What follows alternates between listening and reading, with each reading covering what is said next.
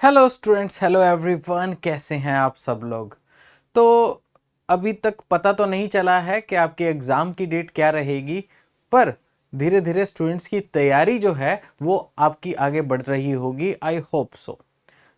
इस तैयारी में आप सबके लिए एक बहुत ही इम्पोर्टेंट सेक्शन होता है जो कि होता है पार्ट ए आपके एग्ज़ाम का।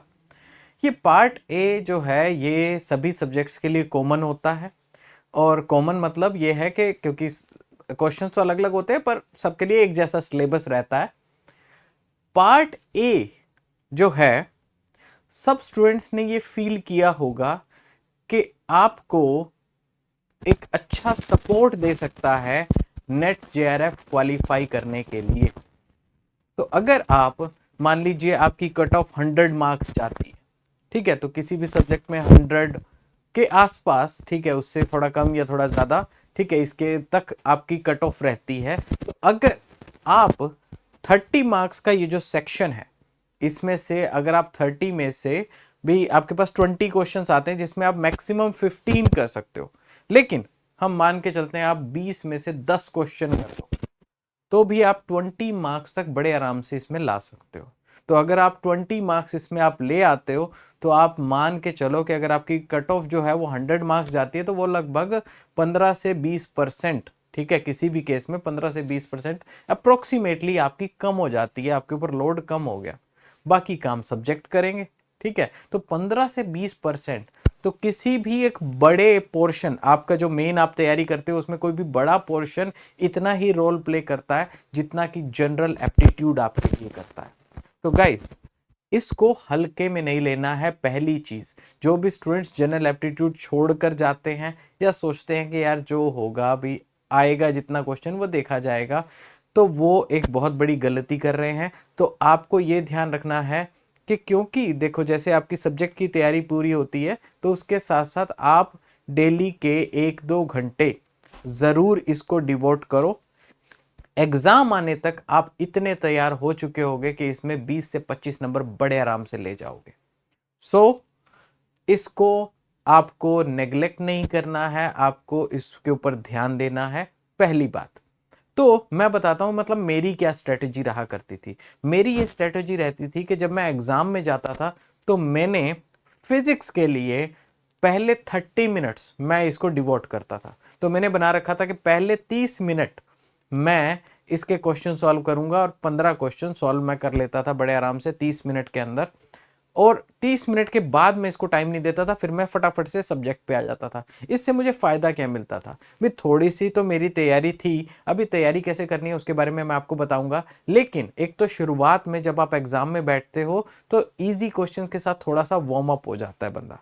तो जैसे ही पर्सन वार्म अप हो जाता है, उसके बाद दिमाग चलना शुरू हो जाता है। एंड देन मतलब जितनी भी आप सफ़र करके पहुंचे एग्जामिनेशन सेंटर, थोड़ा बाहर भी हौच पौच हुआ, उसके बाद बैठने के बाद एक बार पार्ट ए कर लेने से और उसके कुछ क्वेश्चन सॉल्व हो जाने से कॉन्फिडेंस आ जाता है, आप वार्म अप हो जाते हो, और उसके बाद मेन क्वेश्चन पे आपकी आंखें कंप्यूटर पे सेट हो जाती हैं। तो मेन कंप्यूटर मेन जो सेक्शन है उस पर आते ही आप एक अच्छा परफॉर्मेंस दे पाते हो, ठीक है। तो क्वेश्चन पे अंडरस्टैंडिंग, हर चीज में आपको एक बेटरमेंट मिलेगी, आपको एक बेटर आउटपुट उसमें मिलेगा। तो ये एक खास बात है, ठीक है। तो मैं पहले 30 मिनट्स उसको डेडिकेट करता था। बाकी डिफरेंट स्टूडेंट्स की डिफरेंट स्ट्रेटजीज रह सकती हैं कुछ, ठीक है, पहले ज़्यादा बड़े क्वेश्चंस के ऊपर फोकस करना चाहते हैं। तो जिस सेक्शन के अराउंड आपने ज़्यादा तैयारी की है, यस आप उस पर भी जा सकते हो, लेकिन ये एक स्ट्रेटजी जो मुझे अच्छी लगती थी, जिससे मैं वार्म अप होके उसके बाद अलग अलग सेक्शन को करना मैं शुरू करता था। तो ये रही एक बात कि आपको भी फाइनल में आप क्या कर सकते हो, एक सजेशन। बट अब आपको तैयारी कैसे करनी है।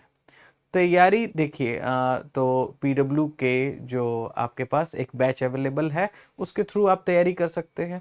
अदरवाइज अगर आप उसके थ्रू तैयारी नहीं भी कर रहे हैं, आप सिर्फ एक टारगेट बना लीजिए कि पिछले ज्यादा नहीं तो भी आप 5 पेपर, ठीक है, 5 जो नेट के पेपर हुए हैं, अब 5 जो पेपर हैं उसके अंदर आप देखोगे कि हर बार 4 या 5 जो भी सब्जेक्ट हैं, 2 बार लाइफ साइंस का होता है, केमिस्ट्री मैथ, उसके बाद जो भी, ठीक है, तो आपके पास 4-5 वो पेपर है हर बार का। तो पिछले 5 पेपर और हर बार में लगभग 5 पेपर, तो टोटल 25 पेपर हो गए। तो 20 से 25 पेपर। आप क्या कीजिए, अगर अगर आप और कुछ भी नहीं कर रहे हैं इसके रिगार्डिंग, तो आप बस इन पेपर्स को सॉल्व कर लो या इनके सॉल्यूशंस को एक बार देख लो अच्छे से। तो उसमें आपको बहुत हद तक आइडिया लग जाएगा कि किस तरीके का टॉपिक या किस तरीके के क्वेश्चन आते हैं। शुरुआत में जब काफी साल पहले इससे रिलेटेड जो क्वेश्चंस आया करते थे वो आपके होते थे थोड़े से अलग।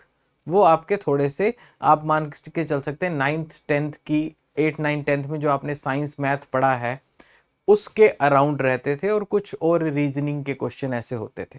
लेकिन रिसेंट ईयर्स में देखा गया है, क्योंकि वो टेस्ट करना चाहते हैं आपका रिसर्च एप्टीट्यूड, इसके लिए वो आपको ऐसे ऐसे क्वेश्चन देते हैं जिसमें, क्योंकि देखो किसी भी स्टूडेंट को डाटा इंटरप्रिटेशन तो करना पड़ेगा, तो डाटा इंटरप्रिटेशन और रीजनिंग कि अगर एक डाटा ऐसा है तो इसमें आप क्या इंटरप्रेट कर सकते हो कि भाई इस साल सबसे ज्यादा ग्रोथ हुई, इस साल सबसे ज्यादा लॉस हुआ, ठीक है, तो वो आप क्या इंटरप्रेट कर सकते हो। तो ये जो चीजें हैं इनके अराउंड क्वेश्चंस की संख्या बड़ी है। तो 2 से 3 क्वेश्चन, 20 में से 2 से 3 क्वेश्चन तो हर बार इसी के अराउंड रहते हैं कि कोई ना कोई आपको डाटा प्रोवाइडेड होगा, तो उस डाटा के अराउंड आपको रीजनिंग देखनी होगी। सो आप अपना रिसर्च एप्टीट्यूड के अराउंड अपना माइंड ओपन करके जाइए। लेकिन भैया उसके ऊपर फोकस कैसे करें, आपको क्या पता कैसा आएगा। तो उसके लिए बेस्ट टेक्निक यही है कि पिछले 4 से 5 जो आपके पेपर हुए हैं उनके सब के जनरल एप्टीट्यूड आप उठा लीजिए और उन सब के सॉल्यूशन या सॉल्व करके देखिए, ठीक है। तो उनके थ्रू आप जाएंगे तो आपको ओवरऑल आइडिया लग जाएगा, कुछ प्रैक्टिस आपकी ऑटोमेटिकली हो जाएगी कि अच्छा भाई यहाँ पर ये ऐसे ऐसे ग्राफ दे रखा है और ये पूछ रहा है कि इस कंपनी का किस साल सबसे ज़्यादा ग्रोथ हुआ, किस साल परसेंटेज में ग्रोथ ज़्यादा हुआ, ठीक है। तो भाई आपको बेस अमाउंट के रिस्पेक्ट में देखना है तो वो परसेंटेज की छोटी मोटी कैलकुलेशन, तो ये परसेंटेज या ये तो कहीं भी यूज हो सकते हैं। तो ये आपको बेसिकली आने ही चाहिए, जो बेसिक मैथमेटिक्स है, ठीक है। तो बेसिक मैथमेटिक्स प्लस ये रीजनिंग आपको मिलाकर आपको एक अच्छा पुश दे सकती है आपके सब्जेक्ट्स में नेट क्वालिफाई करने के लिए। तो यहां पर मैं सीधी सी एक लास्ट बात ऐड करना चाहूंगा। देखो, जिस बच्चे का नेट एक आध नंबर से रहा हो उससे पूछो कि दर्द क्या होता है, कि भाई अगला 6 महीना फिर से तैयारी करनी पड़ेगी और फिर से इस दुविधा में रहना पड़ेगा कि अगला होगा कि नहीं होगा। तो वो जो 1 2 3 4 नंबर, अगर जनरल एप्टीट्यूड में 1 2 क्वेश्चन और निकल जाते, जो कि एक बहुत इजी सेक्शन है जिसमें प्रोबेबिलिटी हाई है कि आप ज़्यादा क्वेश्चन कर सकते हो, और कई स्टूडेंट तो भाई जनरल एप्टीट्यूड में 5 या 7 नंबर है, 2 नंबर से नेट रह गया, तो अगर उसमें थोड़ा सा भी पुश लग जाता तो बहुत हाई प्रोबेबिलिटी आपकी हो जाती है कि आप नेट क्वालिफाई कर जाओ। तो 2 पंक्तियां, फूलों की कदर पूछो उस वक्त के मारे से जिस शख्स ने कांटों पर एक उम्र गुजारी है। तो कुछ जनरल एप्टीट्यूड के question yes surely probability increase कर सकते हैं कि आप नेट जेआरएफ क्वालिफाई करें। सो गाइस, इसके अराउंड ज़रूर वर्क कीजिएगा, ज़रूर सोचिएगा, और आपका अगर कोई इसके अराउंड डाउट हो तो आप कमेंट सेक्शन में ज़रूर मुझसे पूछिए।